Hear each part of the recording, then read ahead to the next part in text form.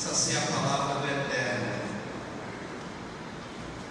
Romanos capítulo 4, 16 ao 25.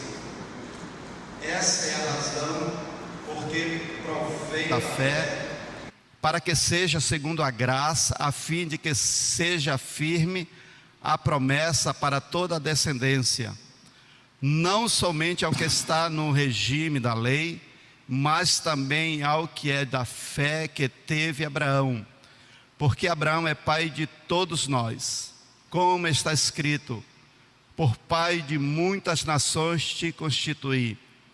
Perante aquele no qual creu, Deus que vivifica os mortos e chama à existência as coisas que não existem. Abraão, esperando contra a esperança, creu para vir a ser pai de muitas nações, segundo lhe fora dito: assim será a tua descendência. E sem enfraquecer na fé, embora levasse em conta seu próprio corpo amortecido, sendo já de 100 anos e a idade avançada de Sara, não duvidou por incredulidade da promessa de Deus, mas pela fé se fortaleceu, dando glória a Deus, estando plenamente convicto de que Ele era poderoso para cumprir o que prometera. Pelo que isso lhe foi também imputado para a justiça. E não somente por causa dele está escrito que ele foi levado em conta, mas também por nossa causa, posto que a nós igualmente nos será imputado, a saber, a nós que cremos naquele que ressuscitou dentre os mortos, a Jesus nosso Senhor, o qual foi entregue por causa das nossas transgressões e ressuscitou por causa da nossa justificação. Vamos orar, queridos. Senhor Jesus, nós estamos perante o Senhor e reconhecemos que nós precisamos do Senhor também para compartilhar da Tua palavra, Senhor. Essa palavra que é santa, essa palavra que é fiel, essa palavra que é verdadeira, Deus. Senhor, nós oramos com gratidão, no nome poderoso de Jesus. Amém.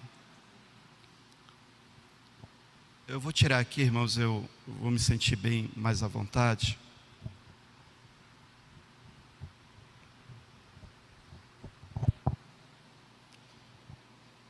Meus irmãos, eu vou pregar nessa manhã para mim, viu? A gente tem corrido muito, eu e minha esposa. E eu tenho meditado esses dias sobre paciência. Sabendo que nós precisamos ter paciência. E precisamos saber que Deus realmente está no controle de todas as coisas. O livro de Provérbios, querido, ele diz que a esperança que se adia adoece o nosso coração. Uma das maiores dificuldades do ser humano, meu e você, é esperar. Nossa paciência é curta demais. Nós temos aquilo que muitas vezes é chamado de pavio curto. Queremos que todas as coisas aconteçam do nosso modo e no nosso tempo. Existe um cantor popular que ele traduz isso e ele diz assim: bem, vamos embora, porque esperar não é saber, quem sabe faz a hora, não espera acontecer. Talvez alguém no passado já ouviu. E nós vivemos nesse século presente, no século 21, o século do imediatismo. Alguém diz que é a geração do fast food. Meus irmãos, ali em Manaus, a gente vai de carro, entra ali no McDonald's, de dentro do carro a gente pede o lanche. Quando recebe, a gente já está dando a marcha e com outra mão já começamos a comer as coisas. Nós estamos vivendo nesse momento. Tudo precisa funcionar dentro das leis do imediatismo. E nós crentes, nós queremos que Deus haja dentro desse nosso imediatismo, muitas vezes, meus irmãos. Nós não temos paciência para esperar aquilo que Deus tem preparado realmente para mim e para você. Nós não queremos esperar um dia, nós não queremos esperar um mês, um ano. E para nós essa espera, ainda que seja 12 minutos, se torna uma eternidade no banco, na fila daquele banco. Meus amados, muitos de nós temos uma esperança que não se desespera. Em primeiro lugar, nós precisamos ter essa esperança, querido. E nós não podemos nos desesperar nessa esperança. Eu estava lendo um livro e conta a história de uma mulher chamada Penélope e Ulisses, na guerra de Troia. E diz que aquela mulher, agora sozinha, ela fazia uma coxa todo dia e à noite ela desmanchava aquela coxa. E quando chegavam os pretendentes para querer ter aquela mulher, ela dizia o seguinte: quando eu terminar essa coxa, então lhe darei a resposta. Ou seja, ela botou o povo para esperar, porque ela estava esperando, diz a história, um sinal que Deus iria dar quem seria a pessoa o qual ela deveria casar. Muitos de nós, irmãos, se desesperamos antes mesmo de nós esperarmos. Nós estávamos lendo um artigo um dia que um médico, eu conheço esse médico, ele aplicou eutanásia no seu próprio filho, com uma doença incurável. E quando ele chegou no cemitério, irmãos, para ele enterrar o seu filho, ele recebeu a ligação do seu colega, dizia: olha, nós acabamos de descobrir a cura para o seu filho. Já era tarde demais. E esse mesmo médico, ele é um coreano, ele estava com uma doença e estava se desenvolvendo uma nova fórmula de medicação para a sua doença. Ele receitou a ele a primeira dose, a segunda, ele viu que ele resistiu, e ele receitou novamente a terceira dose, que era irrecomendável, e em seguida, o doutor Park morreu. E a sua esposa, Margarete, que é uma japonesa, hoje vive em Manaus. Ele foi o diretor do Seminário Reformado da Amazônia. Ele não soube esperar com a vida do filho, ele não soube esperar com a sua própria vida. Meus irmãos, há aqueles que vivem o próprio desespero sem esperança. O paralítico ali no tanque de Betesda havia 38 anos, impotente, deitado na sua cama, esperando uma cura que parece que não iria chegar para ele. E há aqueles que esperam com segurança. Queridos irmãos, quando dele mude depois de uma enfermidade repentina, uma enfermidade terminal, longe da sua casa, ele viajou de trem de volta para casa, para que ele pudesse morrer em sua casa.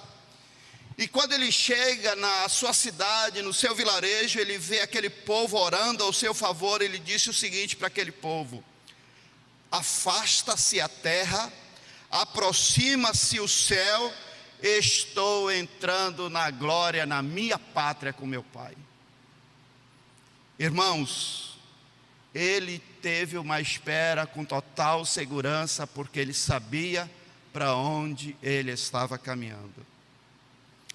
Tem aqueles que esperam contra a esperança. E aqui nós vamos ver especificamente a vida de Abraão. Abraão esperou contra a esperança. Deus é soberano, é livre, Ele não age de acordo com as nossas pressões. Irmãos, nós não podemos pressionar Deus. Nós não impressionamos a Deus por nada que nós fazemos. O melhor louvor, o melhor som, a melhor roupa. Nós não impressionamos a Deus com nada daquilo que nós pensamos que estamos fazendo para impressionar a Deus. Ninguém pode botar Deus contra a parede. Ninguém pode dizer: eu ordeno, eu decreto, eu proíbo, eu determino. Queridos irmãos, Deus, Ele dá vida e Ele tira a vida, Ele exalta e Ele humilha. Ele levanta o pobre do pó e faz-se assentar perante os príncipes, meus irmãos. A vida de Abraão, o Deus de Abraão, o relacionamento de Deus com Abraão, a espera de Abraão são tônica para a nossa alma, para a nossa vida nessa manhã, meus irmãos. Eu quero convidar os irmãos a olharmos para a vida de Abraão, aprender com a sua paciência, a esperança que não se desespera. Nós estamos vivendo momentos de angústia, tempestade, vendavais, turbulências imensas. Mas uma coisa que quando nós olhamos para a palavra, Deus não nos convida a ver. Deus, Ele nos convida a nós crermos somente nele, queridos irmãos. Então nós temos que deixar de olhar para a circunstância e olharmos para o nosso Deus. Nós estávamos batizando um grupo de Yanomami um tempo desse. E queridos irmãos, e ali estava um dos grandes feiticeiros. Ser feiticeiro no mundo Yanomami é uma coisa do outro nível. É um reino espiritual totalmente diferente. Isso era em um ano. E a gente duvidava muito de uma conversão genuína de um feiticeiro.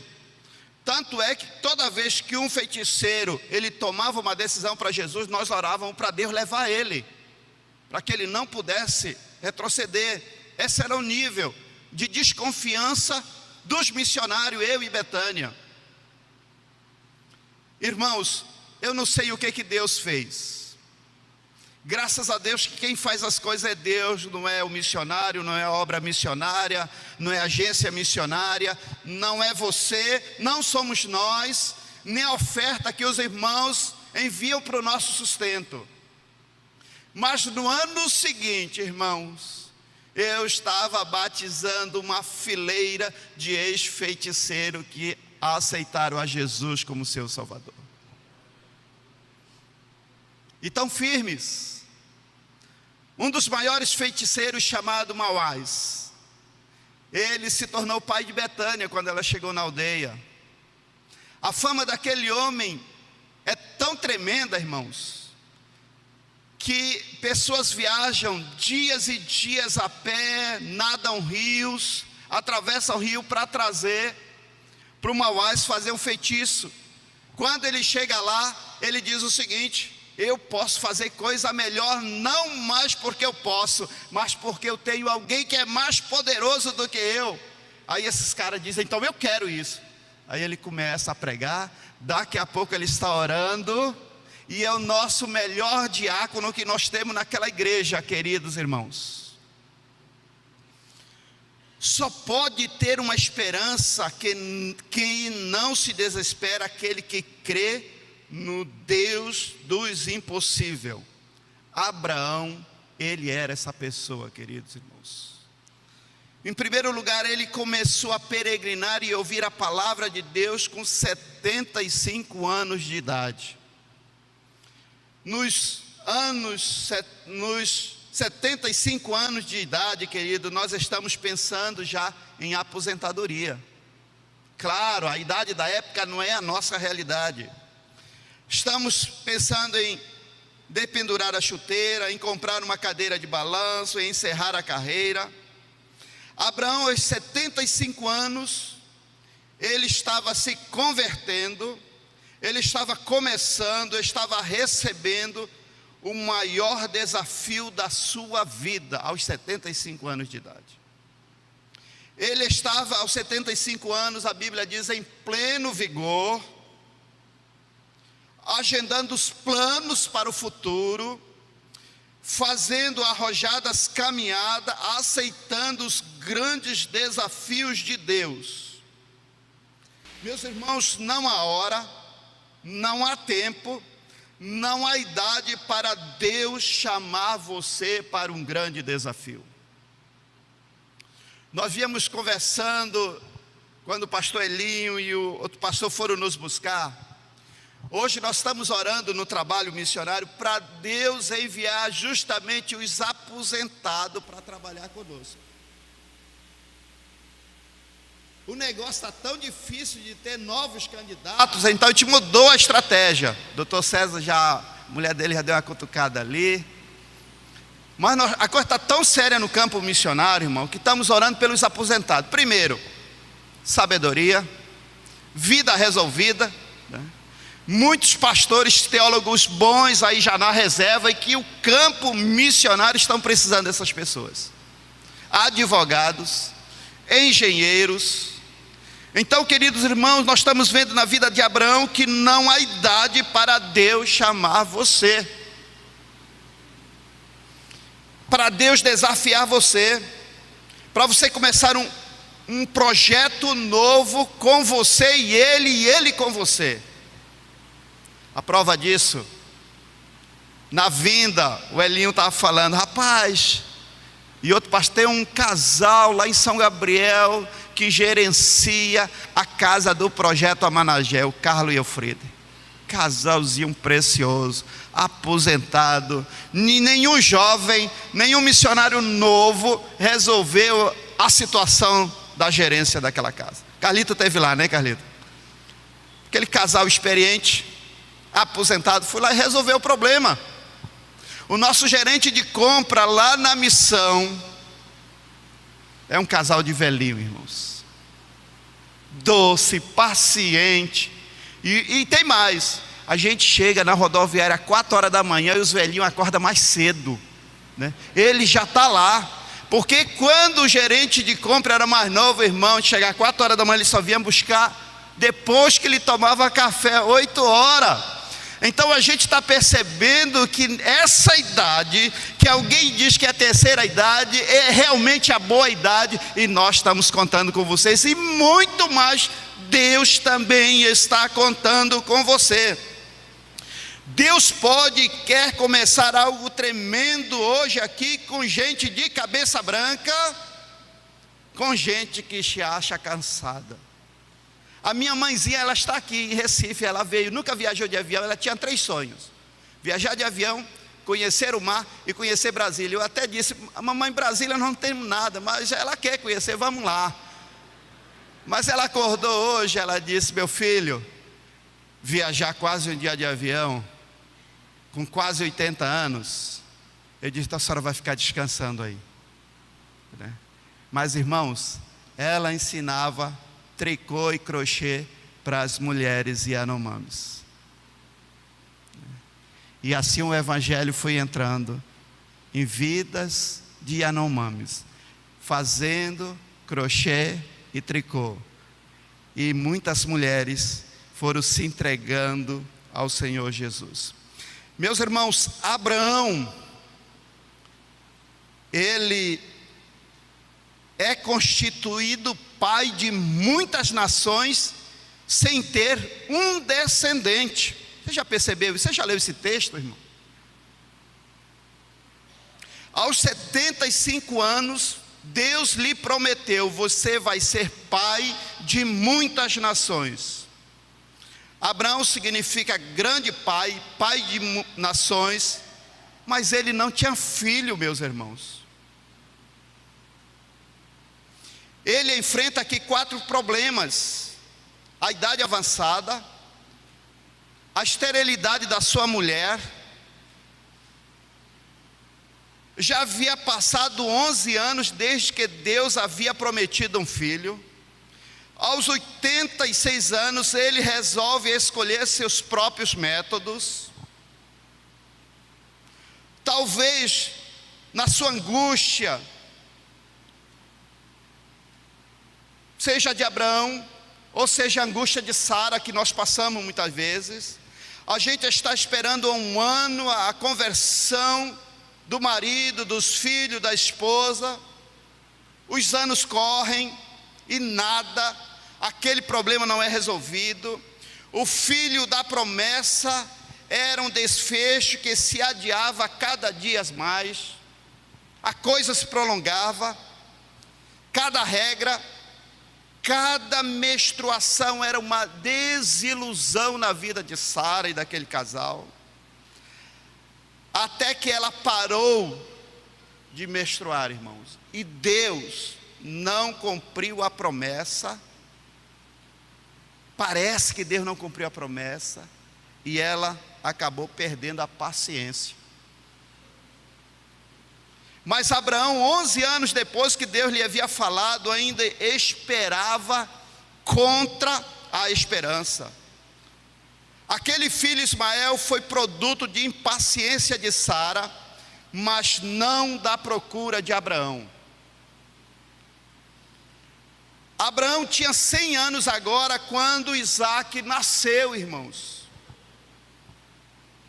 O corpo de Abraão já estava amortecido, Sara ainda era estéril.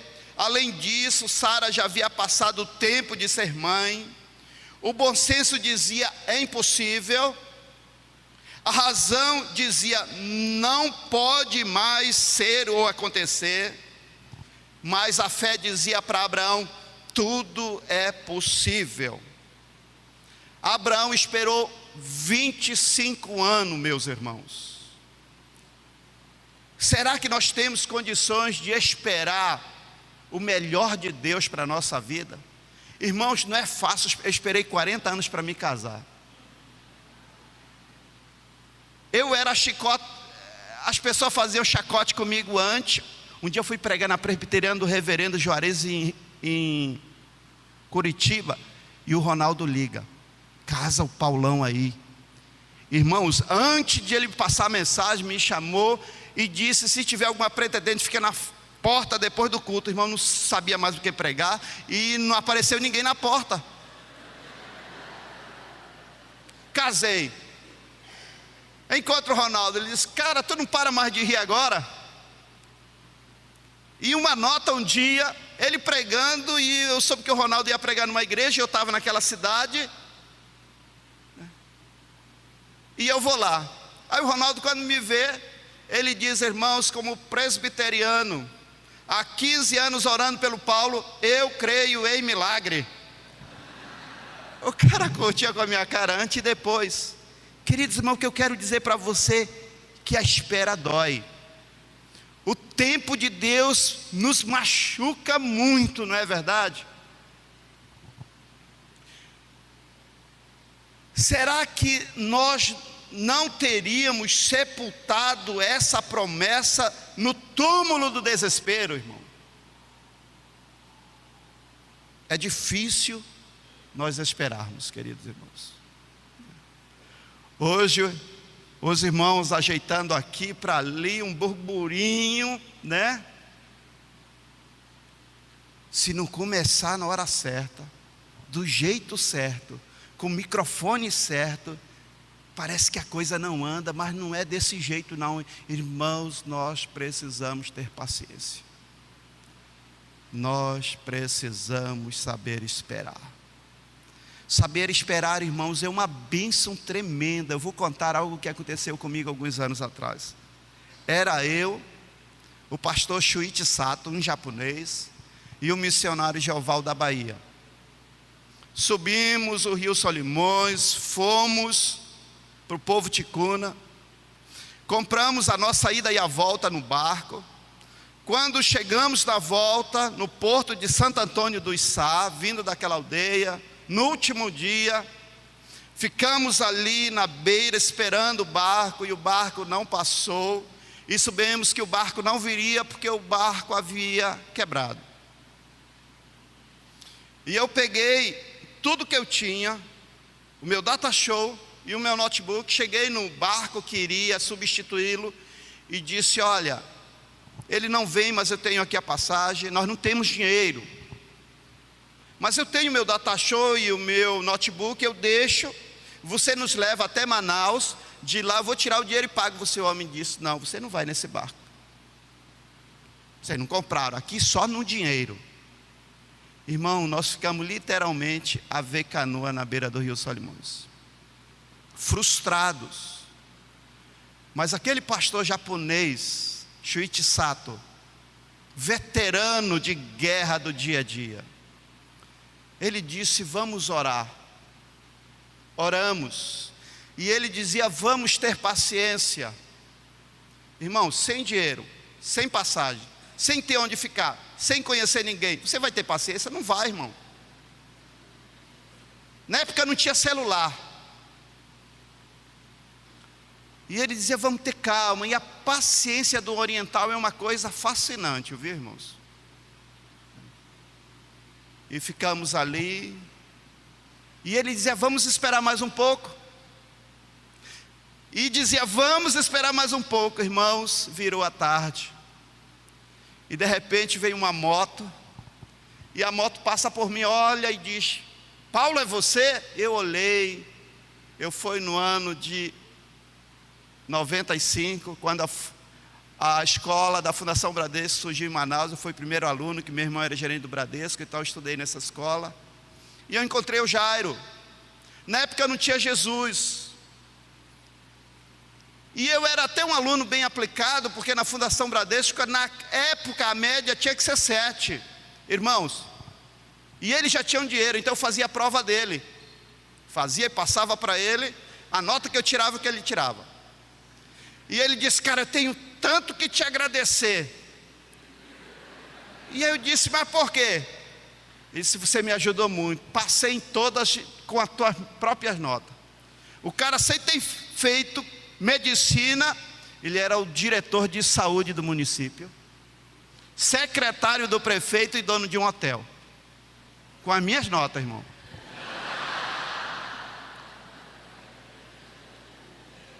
Aí eu disse: você fez medicina? Ele disse: não. Aí eu não questionei. E o que você está fazendo? Ele disse: e a gente não tinha Jesus. Na sexta-feira a gente ia para o barzinho, já morando em Manaus, já não estava mais na aldeia. E aí ele disse: rapaz, vamos logo para um bar. Eu digo, com sede, eu disse: vamos. Eu disse: vamos lá, pastor. Aí cheguei lá, eu disse: Jairo, eu abandonei essa prática aí, mas rapaz, a gente teria muito prazer de tomar água de coco com você. Esse aqui é o pastor Shuichi Sato, missionário de Jeová. Rapaz, tu é crente agora? Eu sou. Ele ficou me olhando, desce água de coco, contamos a nossa história. Ele disse: Paulo, você vai para o meu hotel, você vai ficar os dias que você quiser. E à noite, como todo bom crente, procurei uma igreja. Lá não tinha presbiteriano, viu, irmãos? Entrei numa Assembleia de Deus, né? E entramos, o pastor assim, na Assembleia de Deus dá uma oportunidade para todo mundo. Deram para me pregar, preguei. No final o pastor disse: vou levar vocês no restaurante. Levou e disse: esse rapaz vai ficar tomando conta de você esses dias. Ele é dono de uma padaria. Contamos a nossa história. Todo dia, irmão, pão fresquinho, leite, café, ar-condicionado bom naquele hotel, para aquela categoria lá. Enfim, ficamos lá. Com 5 dias conseguimos ligar para alguém, mandar o dinheiro. Quando chegou o dinheiro, fomos até o Jairo e disse: Jairo, nós precisamos ir, nós queremos que tu passe a régua aí, nós queremos pagar. Ele disse: vocês não devem nada, nós queremos que vocês vão até nossa casa e vocês orem, porque esses dias meu filho, olhando a atitude de vocês, ele resolveu aceitar a Jesus como seu Salvador. Irmãos, começou o primeiro. E ele disse: tem mais, o avião do prefeito está chegando amanhã e eu já peguei 3 requisições para vocês. Irmão, não é bom viajar com o prefeito não, viu? Mas naquela situação foi boa, porque era de avião. Irmão, chegamos sem nenhum custo, sem despesa. E eu fiquei olhando para aquele pastor japonês, e eu aprendi uma lição: espere mais um pouco, tenha paciência, a coisa boa vai chegar para a nossa vida, queridos irmãos. Nós não estamos vendo saída apesar da crise. A gente acha que a crise é política, mas não é, uma crise espiritual que nós estamos vivendo no Brasil. Mas quando nós olhamos para o povo de Deus, quando nós olhamos para o Deus, que é o nosso Deus, o nosso Pai, nós não olhamos crise no reino de Deus, queridos irmãos.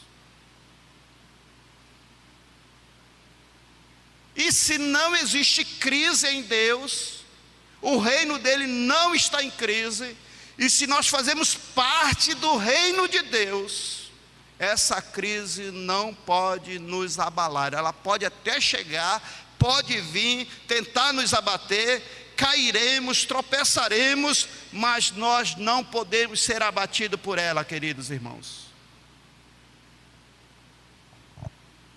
Meus irmãos, Abraão acreditava que a promessa de Deus não pode falhar.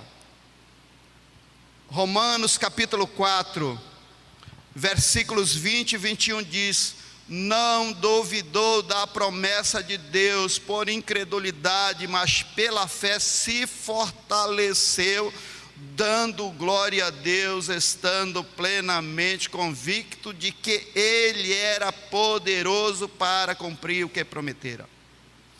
Meus irmãos, Deus, Ele não pode mentir.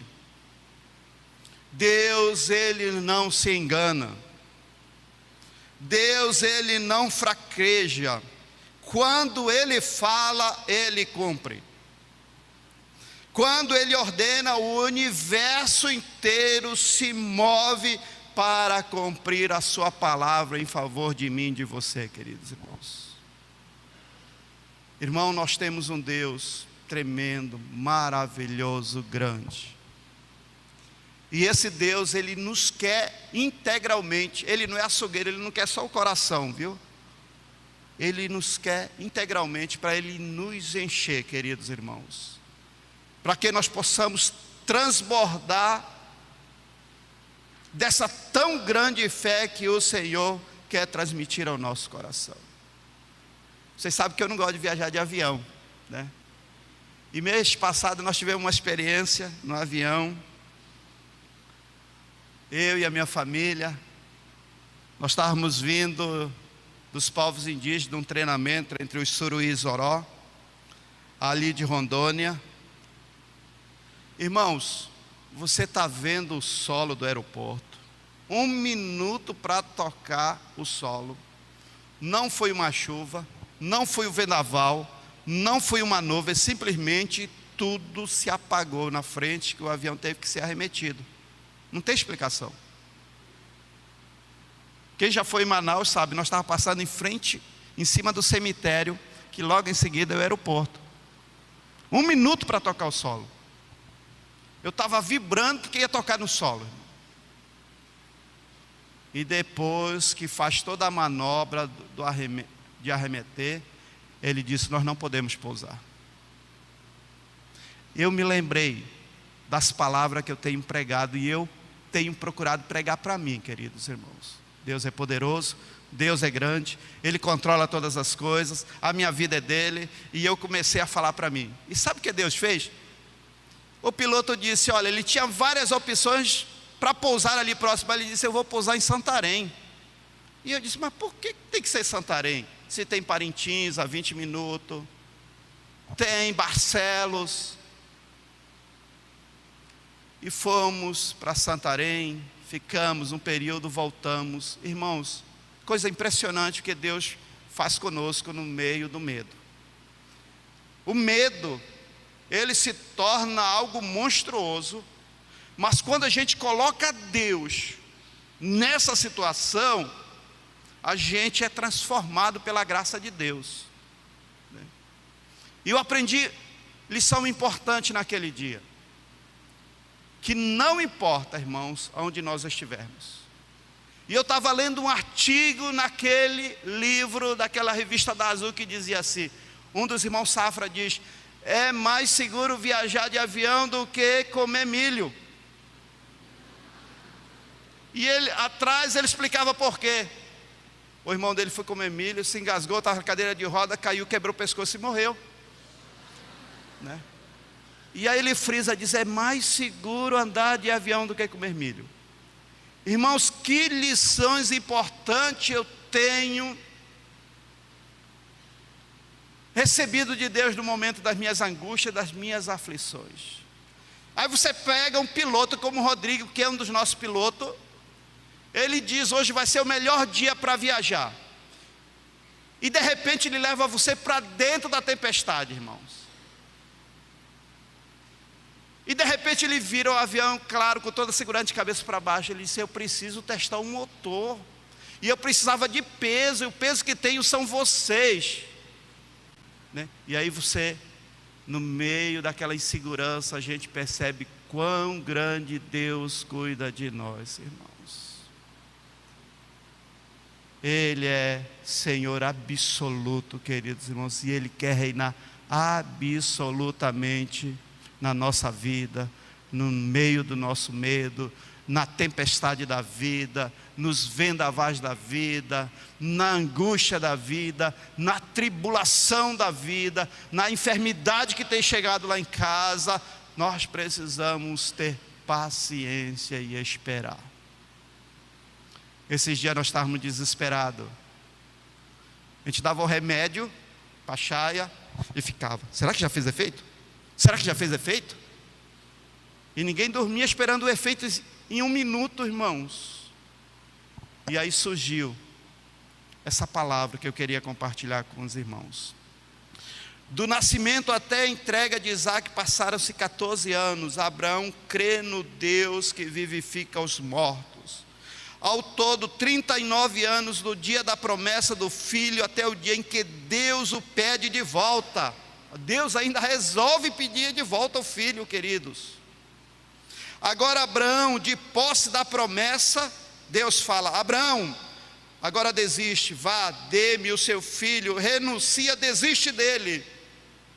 Havia uma paciência tão grande em Abraão, que ele acreditava que a promessa de Deus não poderia ser frustrada, que Deus ressuscitaria seu filho. Abraão cria que nem a morte colocava limites no poder de Deus. Quando estamos com Deus, a morte não tem a última palavra. Mas irmãos, a morte é boa, é preciosa aos olhos de Deus. No dia dos namorados a gente quer namorar, né? No dia de finado ninguém quer morrer. Você já percebeu isso, irmão? Se o céu é a nossa pátria, estar ao lado do eterno é melhor do que estar aqui, queridos irmãos. Então eu e minha esposa, nós começamos a caminhar contra a maré daquilo que nós tínhamos vivido, e começamos a nos avaliar. E quando a gente começou a nos avaliar, a nossa vida, a teologia, o andamento, a vida com Cristo, irmãos, sem pregar, a gente começou a ver os Yanomami se convertendo. A gente começou a perceber que o missionário, às vezes, é o maior problema para a conversão do Yanomami. Eles começaram a se converter. E eles chegavam para nós, olha, nós estamos orando por vocês. Irmãos Yanomami falar um negócio desse. E estamos experimentando tão grande da vontade de Deus dentro do campo missionário, queridos irmãos. Meus amados, que nós podemos nessa manhã orar assim: Senhor, dai-nos paciência. Paciência para esperar a tua boa vontade e aquilo que o Senhor tem preparado. Espere um pouquinho mais pela conversão do seu esposo, pela volta de quem foi embora e pela conversão do seu filho. Você que tem uma empresa, espere um pouco mais. Não feche agora. Lute mais um pouco. Porque no meio das crises, Abraão, os poços que ele havia cavado, que foram entulhados pelos filisteus, ele, junto com seu filho, além de cavar aqueles poços antigos, cavou novos poços. E eles prosperaram no meio da sequidão, no meio do deserto. A água produziu aonde era impossível. E eu creio que isso é possível para mim e para você que aqui estamos, queridos irmãos. Curve a sua cabeça nessa manhã. Senhor Deus,